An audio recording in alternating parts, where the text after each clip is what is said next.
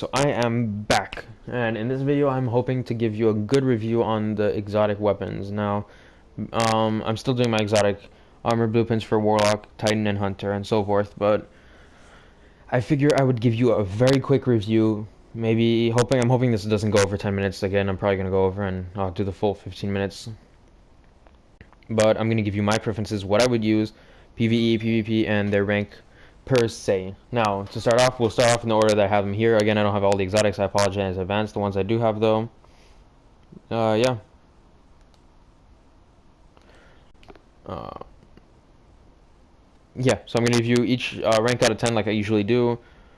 That good stuff. And if it has a different PvE versus PvP gameplay, then I'll do it. But, yeah. So, to start off, Zao Supercell. Great for PvE. Best exotic in my opinion out there for PvE. You can take out mobs of 20 enemies in a magazine if the magazine is well placed and you're lucky with the arc projectiles that chain. Grows more accurate the longer it's fired. To find it kind of pointless in my opinion, but you know it comes with it's the whole package. Like it comes with everything, and I really don't want to be biased with you guys because I know I'm very biased a lot. And Zalo Supercell, it was my most wanted exotic in year 2, just due to the fact that, I mean, come on, look, it looks like an AK-47. Who doesn't want a gun that looks like an AK-47? And it has scratches on it, you know, like good thrall scratches. It has a nice little lightning rod in the end. Looks cool. Does really well. PvP, I've seen a lot of people use this. I've used this in trials. I've gone flawless a couple times with it. It's a good substitute. If you don't have anything top tier like Mida or Last Word, it's a really good substitute. PvE out of 10, a good 8, maybe 9. I'm gonna go that high.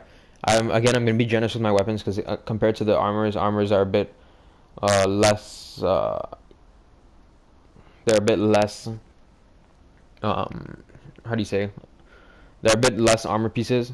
Whereas exotics, we have a nice little range here, so I can really go all out and give my full opinion. We'll go 8.5. 8.5 is really good. PvP, I'll give it a 7.5. Yeah. Hard light, haven't used this too much. A lot of my buddies use it and they say it's really good now, especially with the increased stability it got. I'd use it on a map like Drifter, and it fares really well just due to the fact that it bounces off the tunnels and it will kill an enemy. The ricochets, that over penetrate and off hard surfaces, it really it works. Like it will literally, every bullet will bounce off a wall. Overall PvP 8. Next one, Cyril's Regime. Cyril's Regime is the one it's been up, it's been down, it's been. No, I think they've found a good medium for it. Using Focus Fire, I find it's pointless. You'll bring it back to year 1. No one really likes Focus Fire. Spinning up is the perk to have. If you can pre-fire with this weapon, like if you see an enemy behind a wall, start firing the wall, then go around like that. When the spinning up kicks in, you will down an enemy in like a split second. Like I've seen it insane. This gun, if you can use it to its full potential and pre-fire, you will destroy people with this. Cyril's Legacy, haven't seen it really kick in. With spinning up, it kicks in a lot more, just due to the fact that by the time the spinning up actually kicks in, you will be at half your magazine. Hammer Forged, the good stuff, you know. This gun, PvP, ooh, I would give it a 8. Same as Hard Light.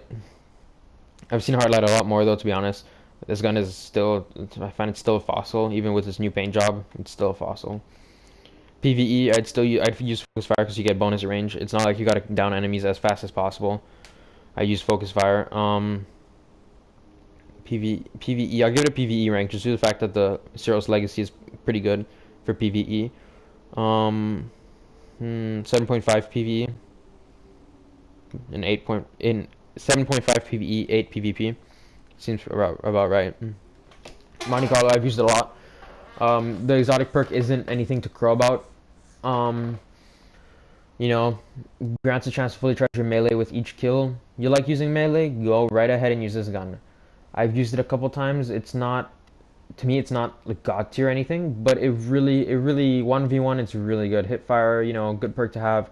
High caliber rounds, you can stagger your enemies a lot more. Good perk to have. Really good perk to have.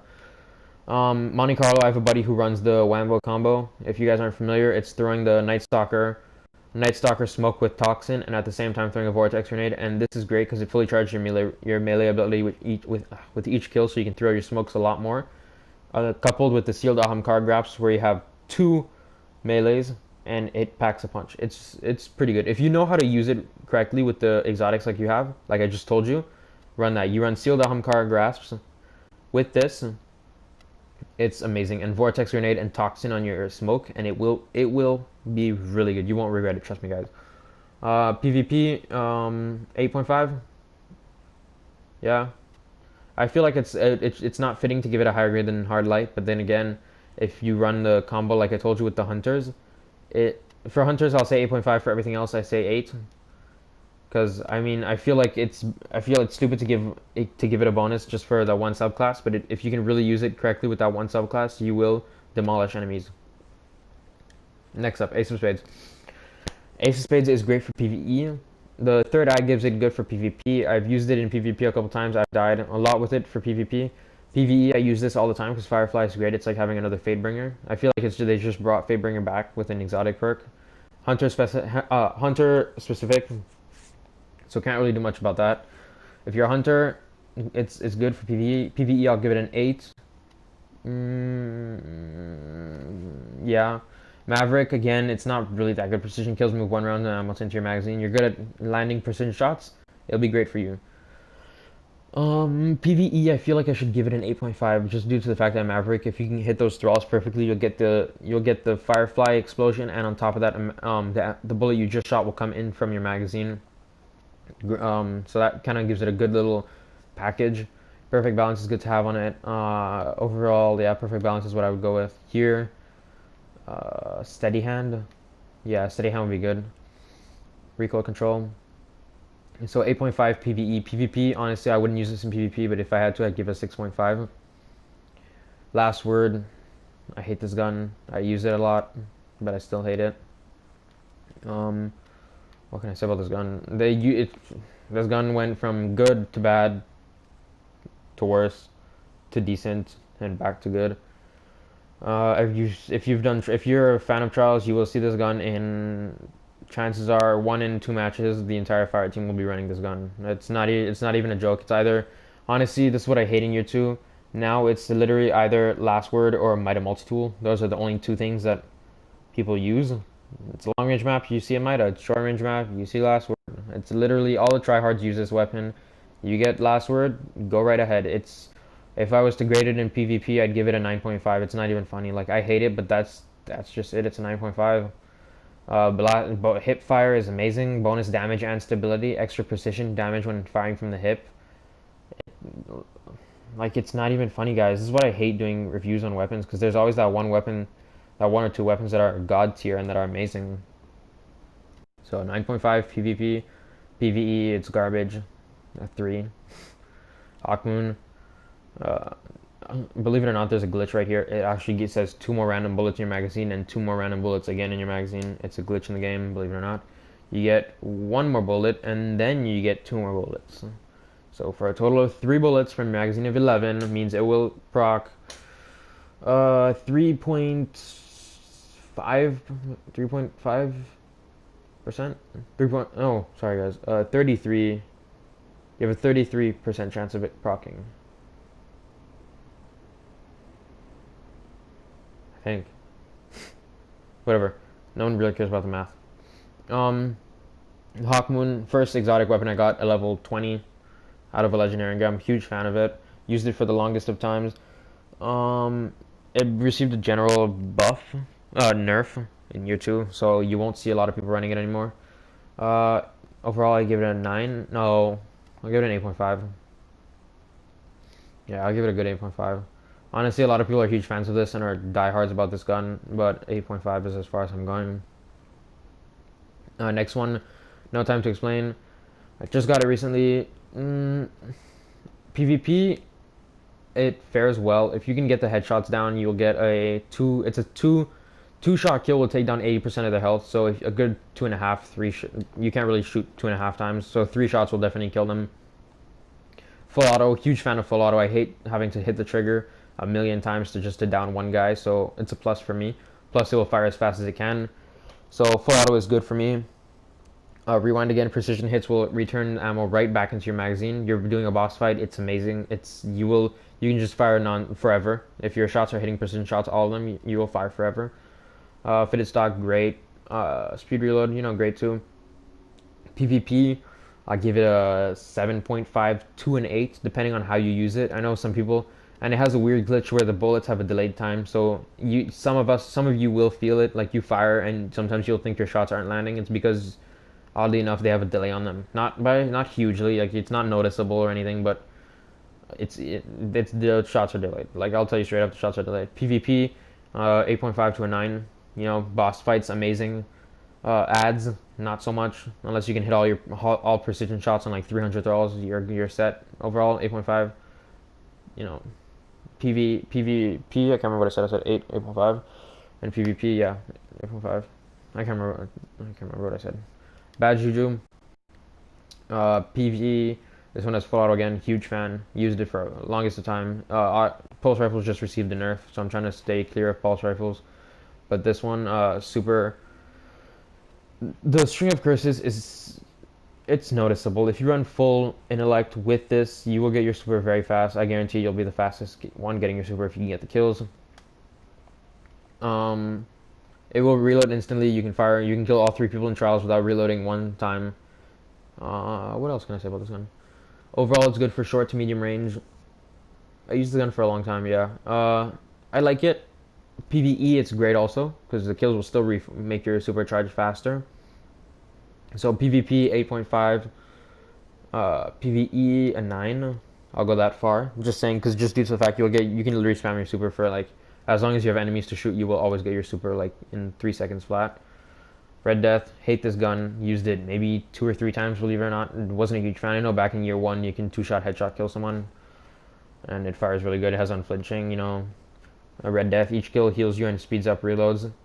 When pulse rifles received a nerf, this gun was what the nerf was guided towards. I believe it dropped maybe 10 damage. It went from a 37 damage to the head to a 29, I believe. So it's almost a quarter damage off. So I mean, if you're a fan of Red Death, go for it. Honestly, this gun has died very fast. In year 2, since that December update that balanced weapons, I have never seen a Red Death again in Crucible. That's how bad it is. I think I've seen 1 in Trials, if I remember correctly. But even then, just don't use it, guys. Just don't do that. Yeah. Touch of Malice PvE. If you can use it correctly, give it an 8.5. You use it correctly and watch your health regen and that stuff. I'd recommend high health regen if you're using this. This perk is literally, it's garbage. Touch of Mercy, 3 rapid kills return a portion of your wielders' health. I've seen this proc twice, I think, 2 or 3 times on thralls, I think, if I remember correctly. You will never see this proc. Like, I'm not even joking. You will probably never see this proc, or maybe even once. This is the big one. Touch of Malice, final round. You can fire the final round infinitely, but it will do damage to you. So you can use it in PvP if you want. I've seen a couple people try and go do it like flawless with this. If the enemy team doesn't shoot you and you can just snipe with this weapon, then go for it. But honestly, I've tried it a couple times with PvP, and I mean you can get good with it, but I wouldn't. It will ruin your KD. If you're a fan of that KD good stuff, then it will ruin your KD. PvE 8 no, just 8 because I'll give it an 8. PvP 6.5. It's really not worth it, guys. Jade Rabbit. Okay, so this was the first exotic I got in year 2. This gun is very good. Chain body shots to gain bonus damage on your next precision shot and return ammo to the mag. If you can use it, I've seen people use this and literally never run out of ammo when doing the boss fights, the taken lieutenants on Mars, Venus, and Earth. PvP, this is a 2 to 3 shot headshot kill. I've used this I think 3 times in PvP. It's sad to say, but first exotic I got in year 2, used it the least, I think. That's all it is. It has the Fate of All Fools perk that you saw there. It's supposed to be the gun that goes on Fate of All Fools. No one knows for sure yet if Fate of All Fools will be coming out, or if this is the freaking replacement for it. Again, because I know Fate of All Fools was a weapon that was made for 1 player only. But on long range sniping maps,